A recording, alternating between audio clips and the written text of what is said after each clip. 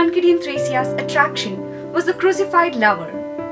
She willingly emptied the cup of suffering to the bottom with great joy. She bore them gracefully and converted them as channels of grace, thus extending the history of salvation through herself.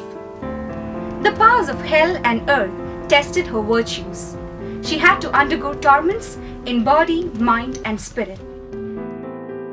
Neither the attraction of the world or any other superhuman power affected her metal spirit of pledge to God's will as an apostle of compassionate love for families after the model of Holy Family of Nazareth. She emerged as the humble vessel of great value in her passionate renunciation of the world to follow Christ on his way of the cross, thus glorified the power of God at work in her. We hail the virtues of Blessed Mariam Thresia for swimming through the bottomless currents of suffering, holding fast to the cross of Christ. Similarly, for keenness to immerse deep into the furnace of purification to emerge victorious for Christ. She did take the challenges to win over the world and herself for Christ's sake. The Indian Church proudly welcomes the sainthood of its first stigmatic. She requested for the cross of Christ and the full share of his suffering, and Jesus granted her in her young age.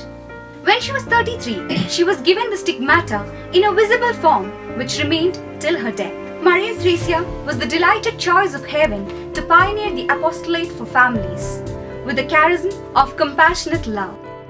The heaven bestowed her with the prophetic vision of building the church through the upbuilding of families. The constant recourse to the Holy Family of Nazareth throughout her life served her with perfect model of the Trinitarian communion to be established in the families. Mariam Thresia was the first religious woman who had lived an active and contemplative spirituality in the late 18th century Kerala. God allowed her through every spiritual realm of grace and mystical experience. Diving deep into the compassionate heart of God, she beheld his thirst for souls. And so she emerged as an angel of compassion to the sinners and dying, to the orphans and destitute, making the families as the platform of her actions.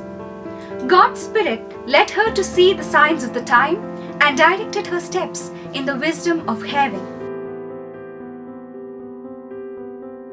The Vatican had earlier declared 3 Kerala-born Indian Catholics as saints, while Father Kuzhikkatussery's Chavra and Sister Euphrasia, who also belongs to Thrissur, were canonized into the League of Saints by Pope Francis in 2014. Sister Alfonsa was declared a saint in 2008. Let us joyfully thank God for declaring Mariam Thresia's devoted life of holiness and heroic virtues to the whole world. The many millions around the globe can reach out the powerful intercession of the mystic saint of Kerala.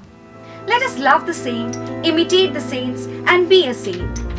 The saints can assist us on our spiritual journey because they have endured and have victoriously emerged the trials of this world ahead of us and are capable to support us from heaven. Her spirit and charism did not die down as the centuries passed by, but continue to take new forms through the CHF members today. Let us see in the coming episode the miracle of spiritual patronage of Mariam Thresia in detail. Till then, prayers.